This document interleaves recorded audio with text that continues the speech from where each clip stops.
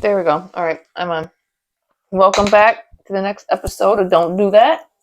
Don't do that. Right here on Wicked Wednesday on 16 TV. Hit a brother get wicked. Wicked. Wicked. Wicked. I'm going to do it like this today, like I'm on stage.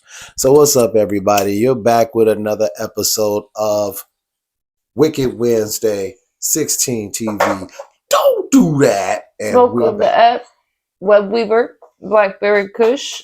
It is indica dominant. Yeah, Web Weaver on Wicked Wednesday. Web Weaver on Wicked Wednesday. Yep, Web indica Weaver on dominant. Wicked Wednesday. Indica dominant.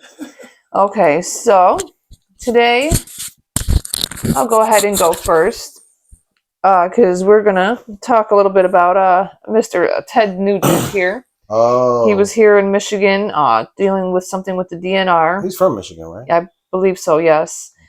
He was going to the Capitol to discuss issues he had allegedly faced from the Department of Natural Resources. Now, multiple legislators noticed that he had a gun on him. And this, by the way, is inside the actual Capitol itself, inside the dome of... So he was reenacting January 6th. He was being one of those people that be in like civic buildings with like weaponry. Yes. Ah. Now, it is highly illegal, considering that he was neither law enforcement nor was he military. I believe if you're military or whatnot, depending on the rules on that. Now, apparently, it was known at check-in when he went through the metal detector that he did in fact have a firearm, and yet it was never removed from his possession. Now, I want to know why.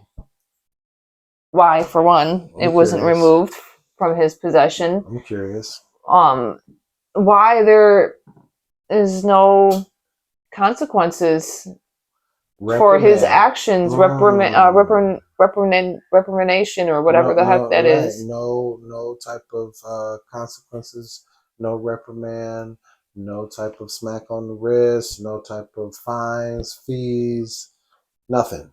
It is highly illegal, and no regular, natural person, regular person can go into the Capitol with a firearm. Yeah, for good reason. Yeah.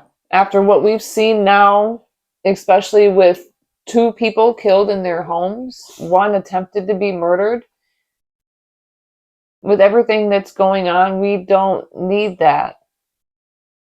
We don't need that. I mean, it's already bad enough they don't know what they're doing now. They don't need you to go ahead and, have a gun there, and God knows what happens.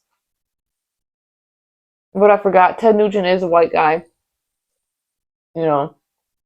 Whatever, 4 guns or whatever. It is what it is. But at the end of the day, why is nothing happening to him? Is there any fines about to hit him? Anything? Is he not? I mean, it's not okay though. No. So Ted Nugent can go into a Capitol building with a firearm where it's highly illegal for, I guess, a regular person. I guess for security purposes of everyone that works there. Exactly. You're not even allowed to go into the FOC building with a nail file. Metal detectors, right? You're not supposed to have fingernail clippers on you to go into the court office. Unless you're Ted Nugent. I mean, at the end, I don't care if it was Steven Segal himself, though he probably wouldn't need one because he'd kick your ass without any weaponry. But here we are. He's above the law. Maybe they should have had Ted Nugent play that, be above the... But easy to beat on his wife. Some places he's marked for death. In some places he still beats his wife. But I guess since you're a white man with money, you can pretty much do whatever you want, I guess. From what I've noticed, shit. Now, speaking of money, this hit the internet and hit the sports world like a shot. The Lakers. Damn. The Los Angeles Lakers. The basketball team who has the second highest amount of championships in the history of the National Basketball Association, has been sold for $10 billion to LA Dodgers owner Mark Walter, the CEO of TWG Global. $10 billion. Wow, that's a lot. That's a lot of money. It's a lot of money. Now, mind you, a lot of us have been basketball fans for their entire lives. And we've watched the Lakers be either the hero or the villain in our story at the end of the year when it comes time for the finals. You're either rooting for the Lakers or you're rooting against them. So they have been a part of the tapestry of sports media forever as one of the quintessential teams in sports. A lot of us have watched Winning Time on HBO. You watched it, and you watched those iconic characters come to life with the portrayal of the actor that played Magic, and the actor that played Kareem, and the actor that played Adrian Brody takes over the role of Pat Riley. And then you got somebody that played Dr. J and played Larry Bird too. So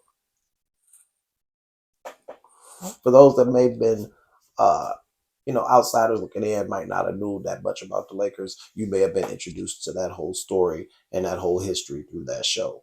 But not to just ramble on, I just want to say that the Lakers are a historic team. And I know, getting to the meat of it, that Jerry Buss would be rolling over in his grave to see his kids sell off that team that he worked and through his entire being, his entire life, he gambled and threw everything he had at that team. Everything. For them to become the team that they are today.